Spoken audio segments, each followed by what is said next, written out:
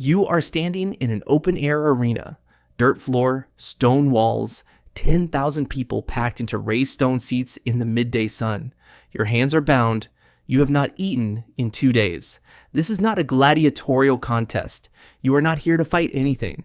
You are here because someone told the king something about you. Maybe it was true, maybe it wasn't. And in the ancient world, that distinction was frequently beside the point. What matters now is the gate at the far end of the arena, which has just opened. The elephant walks in slowly. It's decorated, silk draped across its back, ochre paint on its forehead, a trainer seated between its ears with a short rod in his hand. The animal is calm. That's the part that gets you. Not the size, not the crowd, not the sound, the calm. This elephant has done this before, and it knows exactly what happens next. You're about to find out too. Execution by elephant was not a medieval curiosity or a one-off moment of cruelty from an unusually unhinged monarch.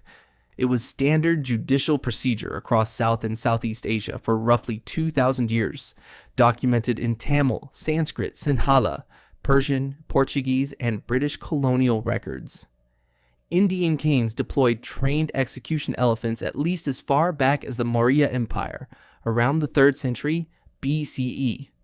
The Arthashastra, the political treatise attributed to Kautilya, Chandragupta Maurya's chief minister, treats the elephant as an instrument of state with the same administrative precision it gives to grain taxation and spy networks. Mughal court records from the 16th and 17th centuries document executions under Akbar, Jahangir, and Aurangzeb with the kind of procedural detail that tells you this was not improvisation. This was an institution. The training is the part most accounts skip over. These animals were not released into an arena in a rage. They were working animals responding to specific commands. On one signal, the elephant would kneel and place a foot on a limb. Another signal meant controlled pressure. A third meant full weight on the torso. The trainer managed every variable from the animal's back. A fast death, a single downward movement, immediate, was available as a form of judicial mercy for those who had committed serious crimes but cooperated with the court and showed remorse. A slow death, beginning at the extremities and working inward over time, was reserved for people the king specifically needed to make an example of. There was a spectrum, and the trainer read the sentence. When Marco Polo passed through the region in the 1280s, he described what he'd witnessed for an audience that found it almost impossible to picture. The Portuguese sent dispatches home in the 16th century that circulated across Lisbon and Madrid and eventually Amsterdam. British colonial administrators photographed executions in India in the 19th century. The photographs still exist. The practice lasted considerably longer than most histories acknowledge. The theological dimension matters, and it's the piece that makes the crowd reaction make sense. Across most of South and Southeast Asia, the elephant was associated with divine kingship in a way that has no real Western equivalent. The animal represented cosmic order, the weight of the universe made physical, the vehicle of gods. When a king sentenced someone to death by elephant, he was not simply issuing a judicial ruling. He was invoking something that predated him and would outlast him. The traitor was not being killed by a man. They were being corrected by the structure of things. The crowd understood that framing. The message was not, the king has power over you. The message was, the cosmos has rules and you violated them. Now, Rome. The Romans had a talent for converting judicial necessity into mass entertainment that no civilization before or since has quite replicated. The formal category is damnatio ad bestias, condemnation to the beasts, a legal designation in Roman courts by the 1st century CE applied to traitors, deserters, murderers, and a growing category of religious dissidents. The condemned arrived in the arena unarmed, stripped of every marker of social status, sometimes stripped of clothing entirely. Wild animals were released: lions, bears, leopards, aurochs, ostriches on occasion. Combinations depending on availability and the entertainment value the organizers were aiming for. The Colosseum, finished in 80 CE, held somewhere between 50,000 and 80,000 people, depending on which estimate you use. The emperor sat in a formal box. These executions were not positioned as grim interruptions between the real entertainment.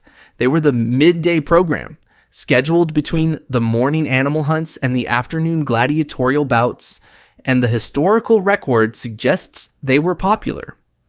Historians studying the Colosseum's operations estimate several hundred beast executions per year in the early imperial period, not counting gladiatorial deaths or the naval spectacles for which they periodically flooded the arena floor.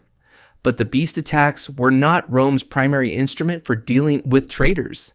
That was crucifixion, not because it was visually dramatic, though it was, but because it was slow, it was public, it was impossible to ignore, and it cut precisely against everything a Roman citizen was supposed to value.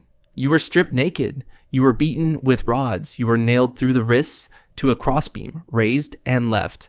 Death came from cardiovascular collapse and asphyxiation, typically over hours, but sometimes over days, depending on the individual's condition and whether the executioners felt any urgency. The bodies were displayed along major roads, at city gates, at prominent public junctions. Burial was legally prohibited. The body was left to decompose or be stripped by birds, whichever came first.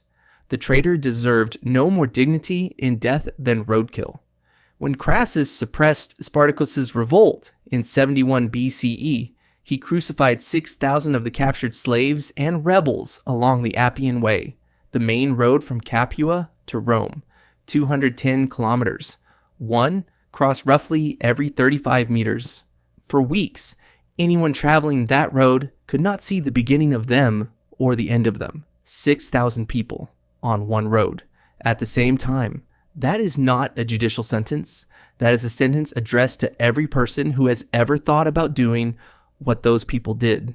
Before Persia, a brief stop in Assyria, because the Assyrians were doing something that would not become famous in the Western imagination for another 2,000 years. Impalement, not as an execution method of last resort, but as a codified punishment documented in Assyrian royal inscriptions going back to the 9th century BCE. 700 years before, Vlad the Impaler made it his signature. The Assyrian king Ashur-Serpal II recorded impaling prisoners on stakes before the gates of conquered cities. This wasn't unusual. The records are matter of fact about it. Sennacherib's annals mention it. The relief carvings from Nineveh show it in detail. The practice was deployed specifically for traitors, rebels, and defeated enemies who had resisted when surrender would have spared them. The stakes were positioned in visible locations, city gates, road junctions, prominent hilltops. The logic was identical to the Appian Way. Different medium, same language. The relief carvings from the palace at Nineveh, currently housed in the British Museum, show these executions in remarkable anatomical detail. Prisoners being impaled on stakes positioned at the walls of a besieged city, with the Assyrian king watching from an elevated platform nearby. The sculptors recorded the faces. Some of the faces are turned upward. Researchers studying these carvings have noted that the Assyrian artists were not depicting distant, anonymous punishment. They were depicting specific individuals whose specific suffering was part of the message the palace walls were supposed to carry. The carvings were not private records. Visitors to the palace saw them. The palace received foreign dignitaries. The message traveled. Now, Persia. Scaphism. The historian Ctesias documented this in the 5th century BCE. He was a Greek physician working at the Persian court, which means he had access to the information and incentives to make what he wrote as striking as possible for Greek readers. Plutarch referenced it later, citing earlier sources. Whether Ctesias witnessed it personally or was recording court stories is genuinely debated. But the description is specific and consistently specific across multiple independent references, which is usually what credibility looks like in the ancient historical record. The method, 2 wooden boats or hollowed troughs of identical size fitted together like a clamshell, with holes cut to let the hands, feet, and head protrude. The condemned was inserted, and the halves were fastened. Milk and honey were force-fed until severe gastrointestinal distress created a saturated environment inside the structure. The same mixture was applied to the exposed extremities, the face, the eyes. The apparatus was placed on a still pond or swamp. The insects arrived within hours. Flies bred inside the enclosure. The decay that followed was biological, progressive, and irreversible. The condemned was kept alive by the continued force feeding, unable to move, unable to accelerate their own death, aware at every stage of precisely what was happening. Days. The historical record implies multiple days was possible. Some accounts suggest longer. Plutarch's account names a specific case, Mithridates, a Persian officer who killed his brother in violation of a direct royal order. He was sentenced to scaphism. Plutarch writes that he survived for 17 days before dying. Whether that figure is exact or approximate is impossible to verify. What it tells you is that the people recording this expected the number to be credible, meaning the process of extended survival in that condition was understood at the time as the point of the method, not an accidental byproduct. The Persian court did not mismanage Mithridates' execution. It went exactly as designed. The point was not spectacle, it was duration. The punishment had to outlast the capacity of any merciful impulse to intervene. It had to be something that, once you heard the description, you could not put down and walk away from cleanly. Persia understood that the imagination is a more effective deterrent than any image. China arrived at similar conclusions from a different philosophical starting point. Lingchi, translated as slow slicing or death by 1,000 cuts, existed as the most severe punishment in Chinese criminal law from at least the Tang dynasty through its formal abolition in 1905. It was not used for ordinary crimes. It was reserved for attacks on the fundamental moral structure, killing a parent, betraying the emperor, grave treason against the state. The philosophical basis was Confucian. Your body was not your own. It was given to you by your parents, inherited from the chain of ancestors behind them, held in trust on behalf of everything that preceded you. To commit treason against the emperor, who stood at the apex of the same moral hierarchy, was to defile something that did not belong to you. The punishment destroyed the body methodically, with cuts and sequences documented in court manuals. Public execution remains displayed. In cases the state considered most serious, the punishment extended outward. Property confiscated, relatives enslaved or executed, the entire household removed from social existence. The traitor was not being killed, they were being subtracted. The most extreme case on record involves the execution of the scholar Fang Xiaoru in 1402 under the Yongle Emperor. Fang had refused to write a proclamation legitimizing the new emperor's seizure of power.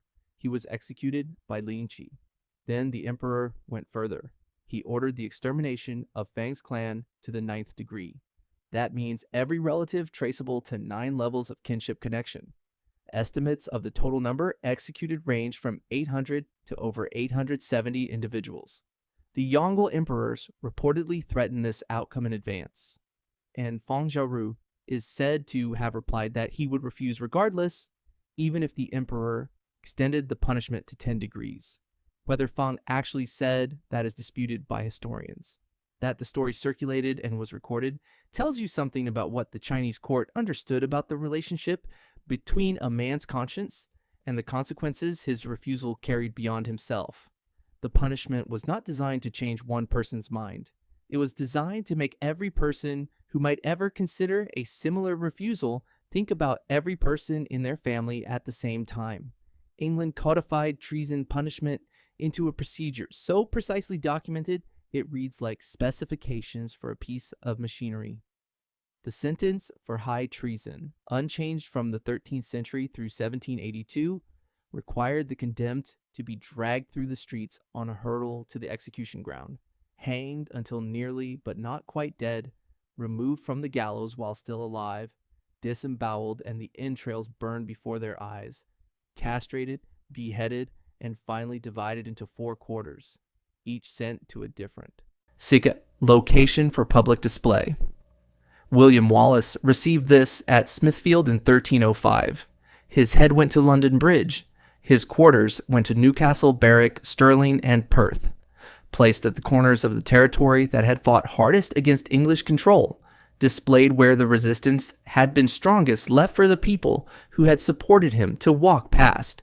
Henry VIII briefly went further. In 1531, following a poisoning case, he passed an act of parliament making murder by poison a specific crime with a specific punishment: boiling alive.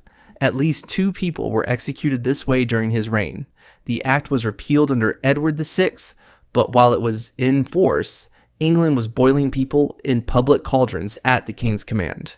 Henry VIII was by any measure running a creative administration. Medieval and early modern populations understood the language of publicly displayed bodies completely. They were entirely literate in it.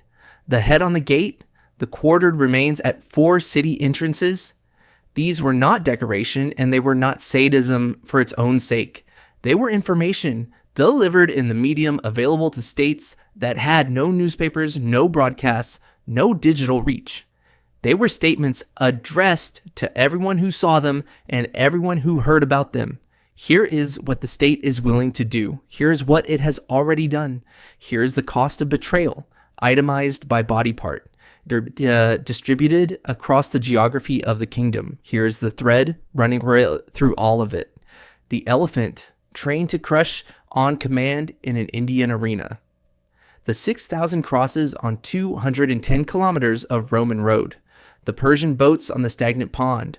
The court manual specifying the sequence of cuts in a Chinese execution. The English quarters sent to 4 compass points of a rebellious territory. None of these methods were primarily about killing. Killing was easy.